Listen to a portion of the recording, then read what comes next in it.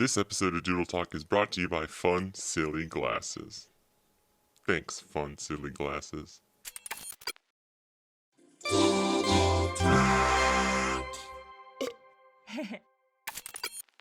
What's up, all you doodles and doodlers out there, you schemers and dreamers, and welcome back to another episode of Doodle Talk. This is episode 26. Come on in, take a seat, get comfy, grab a little snacky poo, little drinky poo, and let's jump right in. How are you guys doing? I feel like I don't ask you. I feel like I don't ask enough, how are you guys doing? It's always me, artist this, freelancer that. How are you doing? Are you okay? Are you doing all right? You get those bills paid on time? You forget to take out the trash the other day? Did you walk the dog? Did you walk the metaphorical dog? Whatever that means. Well, yeah, I hope you're doing all right. I'm doing pretty good. No more stash. The stash is gone. We're babyface stubble Sam today. Hope that's okay. I like the stash. I don't think I can rock it permanently. It's fun for like a week or so.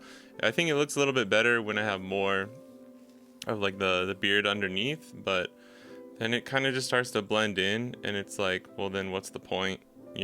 Might as well just have a beard at that point. But it's fun, and it's getting kind of hot, so we shaved it off. A little bit of housekeeping. I know I mentioned this last time, but the timing kind of got screwed up because I didn't want to start releasing multiple things on like the same day. So the Zelda Tears of the Kingdom animation that I made is out, and it's people are liking it. It's getting pretty good response, which I'm super excited about. I was hoping it would. I mean, you can't really go wrong with like making a fun little Zelda thing. And I was working, the fun thing was I was working on a little piano thing that I wanted to do, a little bit of piano. I was learning the kind of just a very simple version of kind of like the main theme from Tears of the Kingdom. And I was hoping to kind of like release the animation and then release another version with the piano, but I actually just sat down the other night. I was like, you know what, screw it, let me just record it, see if I can get it down. I got it down that night, and it turned out pretty cool. I even added, because one of the things with Tears of the Kingdom, one of the cool motifs that they use a lot in the OST and throughout the music is like kind of reversed stuff, because it kind of, this one has some time travel elements to it, right? So they do a lot of cool kind of just like reversed piano and reversed just kind of digital noises. And I just recorded a little bit of piano, reversed it, slapped it at the end, and it like made it like zoop, like got the kind of cool that I don't know, it just feels good when you kind of like they have that reversed note, and it kind of like go like shoop, and then it cuts, and like I mean, I know that's used a lot in editing and stuff, but it feels awesome. And that's how I ended the animation with that. Again, it's just a little looped animation, but I think with the music, making the music and like posting it together, making it on time for that was probably really good. I think it made it a lot better.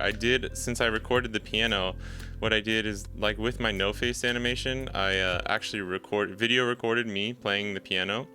I did that again. And I did like a couple versions, a couple different takes and stuff. And so I will have another version coming out of like me playing the piano alongside the animation. I even did like a vertical format one this time too. I did like a separate take on the piano where I recorded it with I have this little fisheye lens that I put over my iPhone. It just clips on. That's what that was.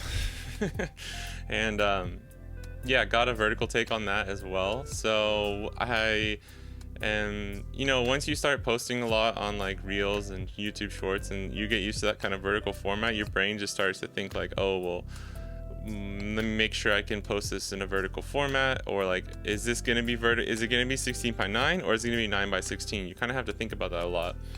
And I'm getting to the point where I kind of try and have like one of each, like a version of each, so that I can either a version of each, or like I don't know what I'm trying to say here, like with the piano, it's like I have just the vertical animation, but then I have a horizontal me playing the piano with the vertical animation on the side, so it's a horizontal video.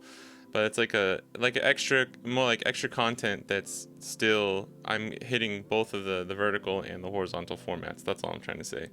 So that is out, and thanks to everyone who's been watching that. And for sure, by the time this comes out, as I'm recording this tonight, I will be posting the model sheet, my original character turn model sheet YouTube video.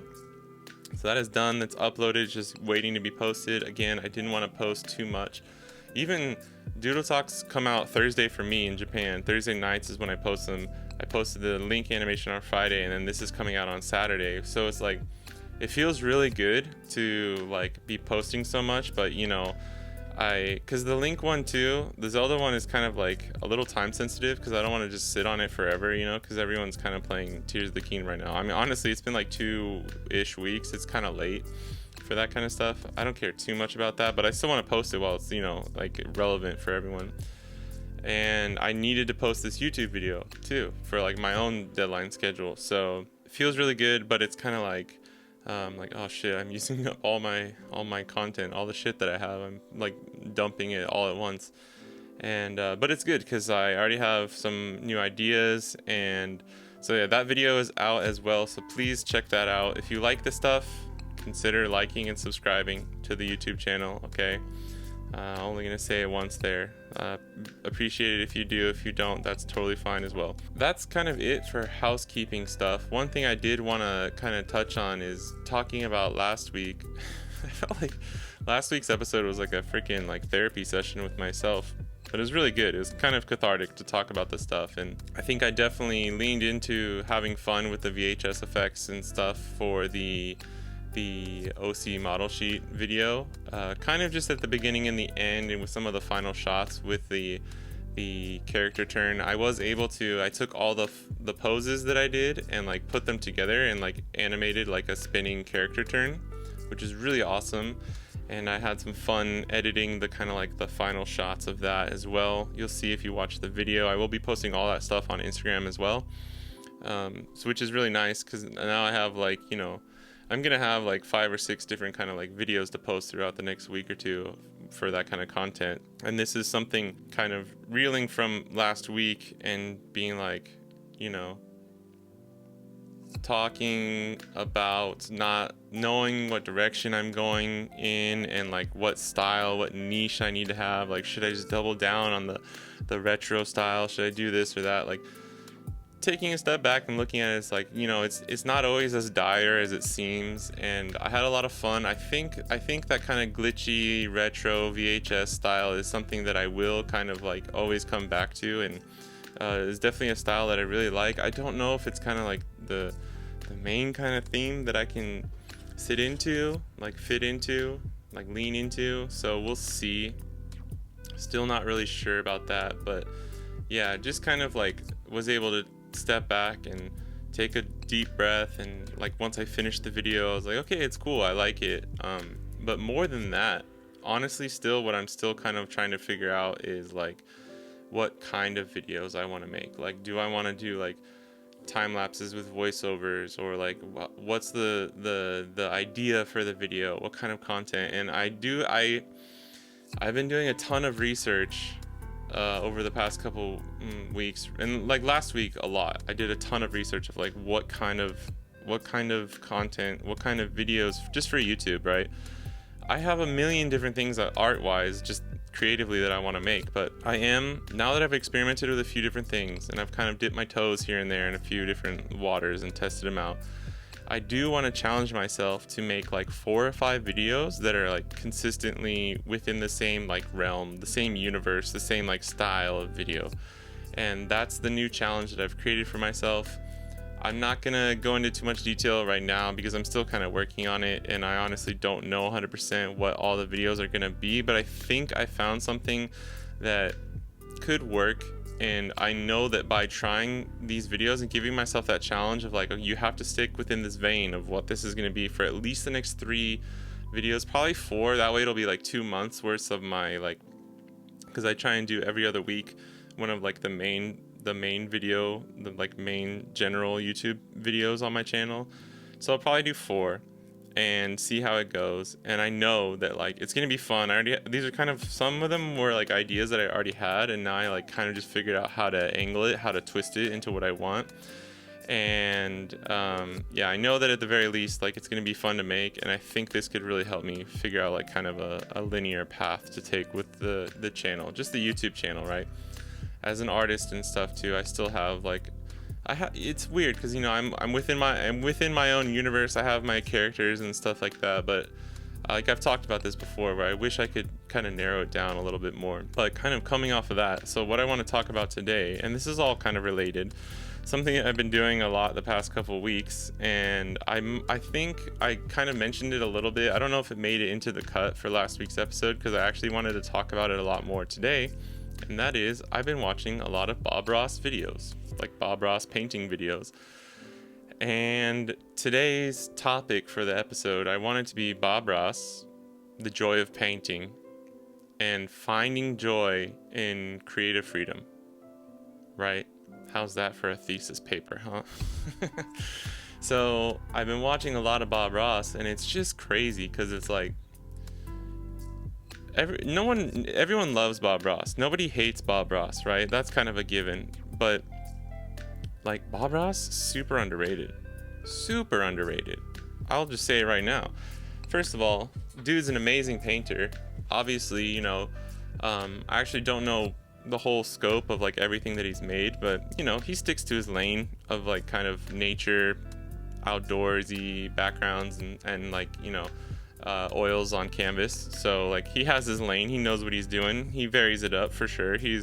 It's not like he's not a varied painter. He just, you know, he's not he's not doing like OCs and, you know, like doing an anime style or something.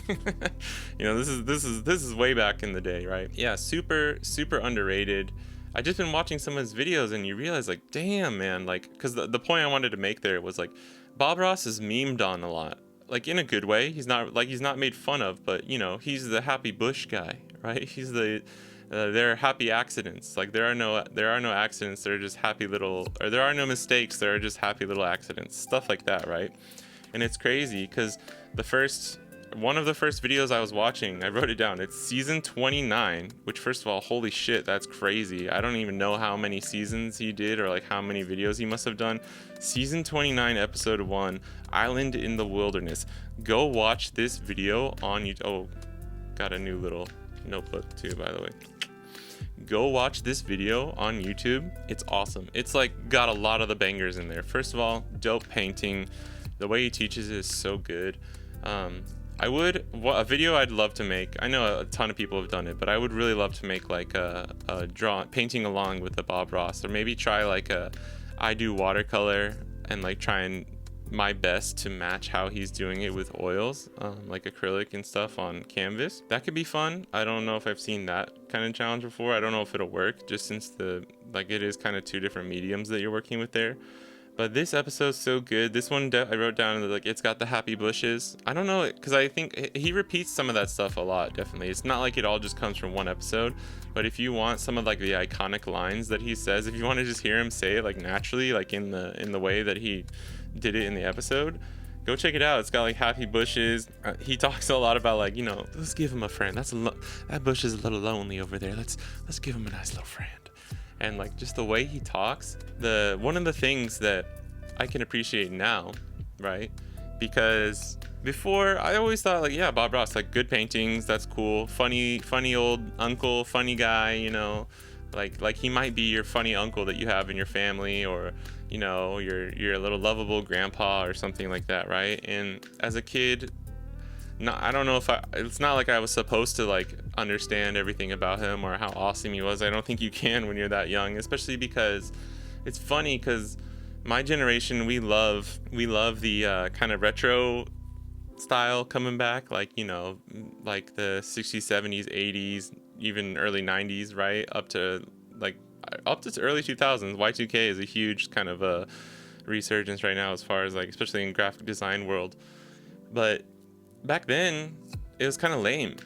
Like, oh, what is this shitty quality like VHS camera? Like, I don't know what they actually filmed it on. It might have been a higher quality camera. It's not too bad, right? But it's, you know, it's limited technology back in the day. And you think like, well, this is dumb. He's just painting trees or something, right? Like, I've definitely had those kind of thoughts go through my head. I wasn't like, oh, this is like so stupid kind of a thing, but it's just like, cool, I guess. Like, I guess that's cool. Hey, he seems funny, but like, you don't really. I think I was just a little bit too young to truly appreciate it, and then I was too young to appreciate it fully, and I missed the gap of like me being maybe possibly an actual artist that would use that for my own art, like learning how to paint and stuff, right? That's what I'm trying to say. So I kind of missed it, right? But as I've been getting older, and just this past couple weeks, just watching these few episodes of his that I did, the dude is a wizard. I mean, that's what I wanted to say, like, right? There's like two things I can really, really appreciate now as I've gotten older. One is the dude was an awesome painter, and he's a great teacher. Like, he's amazing at teaching it. The way he shows you, he shows you how to mix the colors. He's telling you exactly how to use the brush, and once you've used brushes and you've like painted gouache or watercolors or acrylic, you makes more sense. Like, it may seem kind of trivial when he's saying like, pull it down here, get the paint, get it rounded in the corner, all right, flip it, and now we're just gonna angle the brush like this and dab it right there. Like, that may not make a lot of sense to you until you've actually used brushes on paper and canvas, and you've painted things, and like you've done more than, you're not just like watercolor, a lot of it's kind of filling in. But if you've done, because I've done some studies where you're doing like different strokes, you're like splaying the brush, like getting it to like get different shapes and stuff. But yeah, you're like doing different things with the brushes. You're noticing that, and like just the way he teaches it, the way he shows you how to get the colors right, like how to not worry about this or that, how to be bold. Like, I loved in that episode, one of my favorite lines is he's like, all right, this is where you have to be brave. And it like hit me so hard, because if you're a traditional artist, you know how scary it is. Like, watercolor is really forgiving too. You have time, unless you're just going like barely no water, like really dark red, and you're just going right on the paper. Like, you can water it out, you can get tissue paper, and like you can kind of dilute it and like fix things here and there. But when you're like fourth layer in on a like acrylic painting, and you grab like a midnight black with a dark blue, and you're just dabbing a tree on there, like, there's no going back from that, man. And when he said that, I thought that was so hilarious. It was awesome. So one is understanding that he's a really great painter and a really great teacher. And then two, and this is something that I really couldn't have appreciated until recently, is the man is so fucking good on camera. This dude is like so funny, so natural, so smooth. Cause man, some of the shit he says, like if somebody else was saying it, it would be so cheesy and stupid and like would just not be funny. But Bob Ross is like the original person who just gave zero fucks and was like completely 100% himself, and had like no reservations about what he wanted to do, how he was trying to present himself, and what he was trying to create artistically. And that was like decades ago, which is amazing. The dude is a wizard. Like, his ability, if you don't believe me, like, stop this YouTube video, or if you're just like here's the thing, if you're just kind of remembering Bob Ross, stop this video or stop listening to this and go watch a Bob Ross video, then come back and watch this video, because it's so crazy. I don't know. It may sound like I'm being like really over exaggerated right here, but like, as somebody who is trying to do something similar with like podcasting about art and doing art videos on YouTube and stuff like that, it's just he did it. It's just the crazy thing is he's such a pioneer. Like, no one was really doing something like that, and he was so freaking good. Like, you could tell the man, obviously, just years and years of experience of like being taught, teaching, painting, teaching how to paint, stuff like that. And it all shows through. The band was just so good at like his banter, his switching from one topic to the next, his ability this is why he's so beloved, right? This is why I was saying no one hates Bob Ross, is because he was so good at reaching out into the general public and just making you feel like you can. No matter what, you can do it too. You know, I have so many people who write in or they call me and they say, you know, Bob, my neighbors, they just don't believe me anymore when they see my paintings, because that's just how good I'm getting. Like, little stories like that. The dude is hilarious with his like little quips and his little like asides and stuff. I posted on my Instagram stories the other day because I was dying laughing when I saw it. But he was cleaning one of his brushes that he had just used, and he was like dipping it in the whatever, I forgot what it's called, and like drying it out, and he was whacking it on the easel, like one of the legs of the easel. And he's just like, brrr. He's like, yeah, you gotta smack the devil out of it. That's what I always like to do, or like something like that. Sorry, I forgot the line, but it was just like so out of left field, and it was just like the sound was hilarious too. And he's just like, brrr. He's like, yeah, that's real nice, and like made a little joke about it. And I was just like, oh my god, dude. I don't know. It's a treasure trove, and maybe I'm just late to the party. Because I've definitely, you know, I've watched a little Bob Ross here and there, like in the past 5 or 6 years, and you see a funny moment come up on social media or like, you know, on YouTube or whatever. But just like putting it all together and like sitting down for real and like watching one of the episodes was so amazing.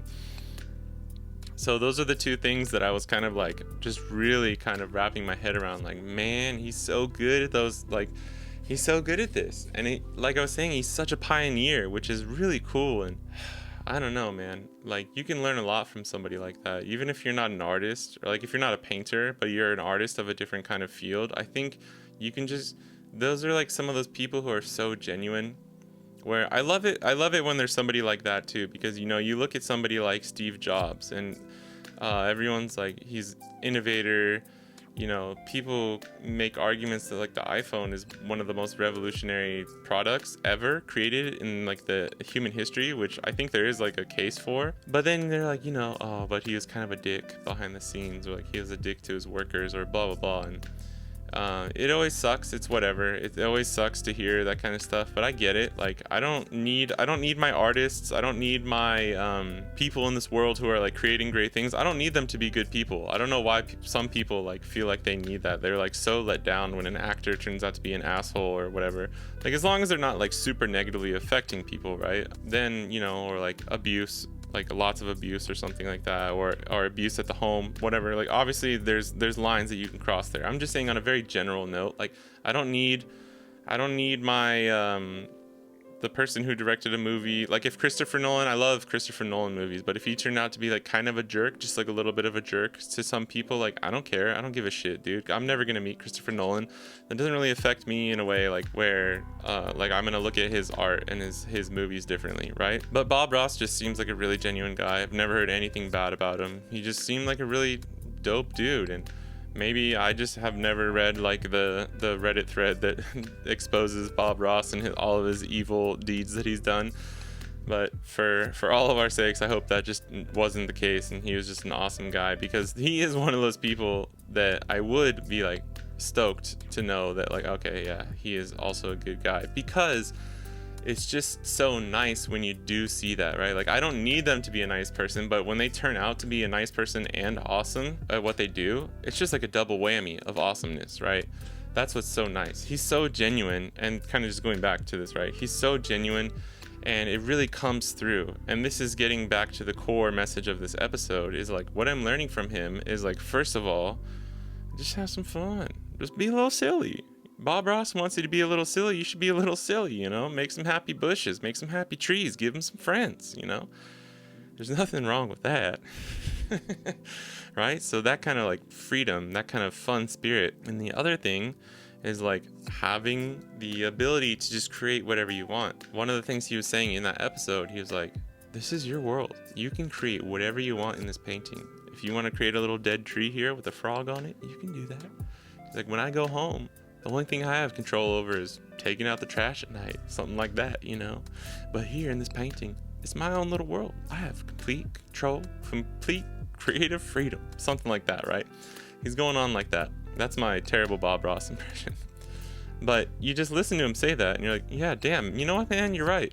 You're really, really right. And like, having the ability to just express yourself so freely and so creatively is a super powerful tool. And now, granted, not everybody is as gregarious and chummy and funny and likable as Bob Ross. So there's an aspect to it there where it's just like he's just a really likable dude, and that kind of just shows through. But none of that actually matters when you're just thinking about it in terms of like your own art or your own paintings or whatever. You could be super shy or an introvert and just, you know, sit in your room and have the time of your life painting. You may not have you don't need to have social media. You don't need to have anything. You don't need to be showing anyone. You just, if you want to, you should be creating things that are fun and having fun while you do it, right? And this kind of spirit of all that is kind of what I'm trying to really take in. I'm trying to internalize this, right? I think everyone should. It's like almost like a form of meditation to me, where you kind of see somebody doing something like that, where they're not telling you, you know, he's not like, because that's the problem with like all the Gary V's out there, right? They're just like, and yeah, some of what he says just gets misconstrued anyways, but like a lot of what they say is just like, do this, do that, hustle this, hustle that, grind this, grind that, do this, do that, right? And like, no offense to Gary V, but there's a lot of hustle bros out there, right? And they just say shit like that. They just repeat things, you know, even on here. Like, I probably end up sounding like I'm talking on a soapbox sometimes. I really don't mean to. It's just when you get on a rant and you like, when you actually can string together a cohesive thought, you kind of like, it flows out and you really want to like keep talking on it, right? But Bob is just like, you know, he's like jokingly like telling you what to do with quotes there, air quotes. It's like, you know, draw another tree here. Just don't worry, don't be scared. You got to be brave. You got to do this. Like, he's in a way he's telling you what to do, but it's like a suggestion, right? It's like a happy little suggestion. And he's just one of those people where if you actually try and listen to what he's saying and know that he's saying it in a funny and like lighthearted way, but when you get down to the core of what he's saying in almost every little line, like the happy tree, give him a friend, this is your world, paint it how you want it, when you like take a few steps further and you actually analyze what he's saying and you internalize that, it's going to be super beneficial for you as an artist and just as a person, right? I think at the core of Bob Ross, and he talks about this, right? Like, at the core, it's really just about like teaching painting to anybody and showing them that if they set their mind to it, they can do anything. Which, if you wrote that down on paper, it sounds like you're teaching a kindergartner that they can grow up to be anything, whatever they want to be when they grow up, right? And you can look at that and you can think of it whatever you want. Like, you can think that's cheesy, you can think that's stupid, it doesn't really matter. Because here's the thing is, if you internalize that and you apply it to what you want to apply it to in whatever way you'd like to apply, then it's going to give you like a positive outcome. And that's how I see it. And so I'm like, okay, I just need to internalize that. I need to have some more creative freedom. And I think I just need to try and enjoy myself a little bit more. And if I can, put a little bit of that Bob Ross razzle dazzle into some of my own videos and some of my own talking and stuff like that, right? And so going full circle, coming back to kind of the continuation of last week, like the dilemmas that I was having, and still being, I don't have beautiful news this week to be like, I figured it out, everything's perfect, right? I'm still stuck in that kind of like, damn, what do I do kind of thing. But at least at this point, Bob Ross has saved me a little bit. Bob Ross has given me some extra hope, right? And so I'm kind of like thinking about it like that. And then I did a ton of research on a bunch of other YouTubers and artists online and be like, okay, what is this person doing? What is that person doing? What can I do that's true to me, that's true to myself, that I can like kind of reference here and there and like use that and like put together my own style, my own kind of thing. And it's, you know, it's going. I'm working on it, and I think it's getting a little bit better. And it's, you know, it's still a process. It's still incredibly difficult, but Bob Ross telling me that everything's gonna be okay, I think just made it a little bit better. So if you're feeling down, if you're feeling bad about yourself, as an artist or just as a person, if you need a little pick-me-up, do yourself a favor and go watch some Bob Ross episodes, because I guarantee you'll probably finish that video with a smile on your face, and you're going to be in a better place than you were before. So if you're stuck in a rut or anything like that, Bob Ross can help you out. And I think, not really much else you can say after that. So I think I'm going to end it here. Thank you guys for watching and listening, and I'll catch you guys in the next one. Peace.